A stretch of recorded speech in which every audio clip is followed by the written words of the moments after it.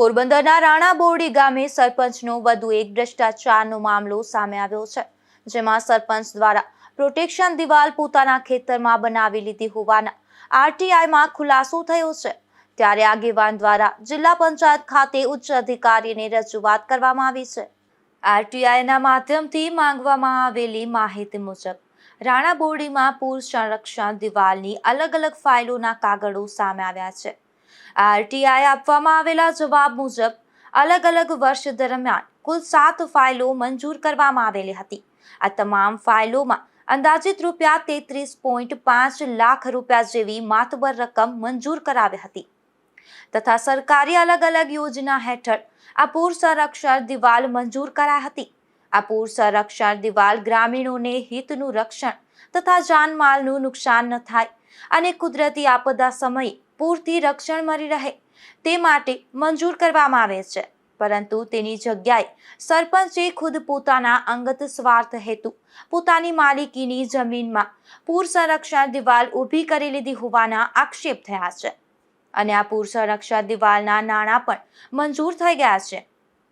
આમ પ્રાથમિક દ્રષ્ટિએ જ સાબિત થાય છે કે સરપંચે પોતાના અંગત સ્વાર્થ માટે ગ્રામજનોને ભગવાન ભરોસે છોડી દીધા હતા, જે બાબતે માતૃભૂમિ સંસ્થાના આગેવાન હરીશ રાવત દ્વારા જિલ્લા પંચાયત ઉચ્ચ અધિકારીને પુરાવા સાથે રજૂઆત કરવામાં આવી છે।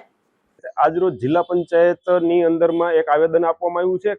રાણા બોરડીની અંદરમાં પૂર સંરક્ષણ દિવાલ જે ખરેખર ગામના હિતોનું રક્ષણ તથા એ ગ્રામજનો છે એના માટે જ બનાવવાનું મંજૂર કરતી હોય સરકાર, ત્યારે આ જે પૂર સંરક્ષણ દિવાલ છે સાંગાજીવા મોરી કે જે સરપંચ છે એની પોતાના ખેતરની માલિકીની જમીન બચાવવા માટે થઈને આખી પૂર સંરક્ષણ દિવાલ બનાવી નાખેલી છે। ને આ પૂર સંરક્ષણ દિવાલને આધાર પુરાવા સહિત 7 ફાઇલો અમારી સાથે આરટીઆઈના માધ્યમથી માહિતી મંગાવેલી હતી। એ માહિતીની અંદરમાં 7 ફાઇલ હાથ લાગી અને એનો આધાર પુરાવા સાથે આજે અરજી કરવામાં આવી છે। વધુમાં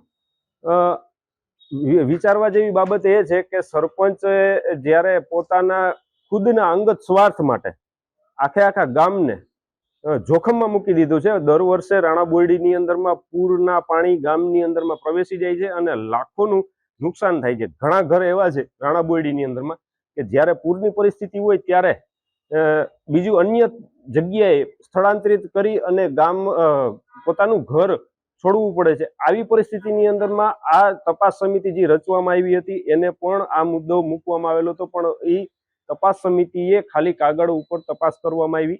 તપાસ સમિતિએ કોઈ પણ પ્રકારની કાર્યવાહી નથી કરેલી, સ્થળ તપાસ નથી કરેલી કે આ બાબતમાં જિલ્લા વિકાસ અધિકારી પોરબંદરે ક્લીન ચીટ આપી અને અમે પણ પુરવાર કર્યું છે કે આમાં ક્યાંક ને ક્યાંક ક્ષતિ અને મોટું કૌભાંડ થયેલું છે અને આને સરપંચને બચાવવા માટે જિલ્લા પંચાયત કચેરીના અધિકારીઓ પણ સક્રિય ભૂમિકા ભજવી હતી। કુલ 7 ફાઇલોમાં રૂપિયા 33.5 લાખ જેવી રકમનું સરકારી યોજનાનો ગેરકાયદેસર અંગત સ્વાર્થમાં લેવાયો હતો।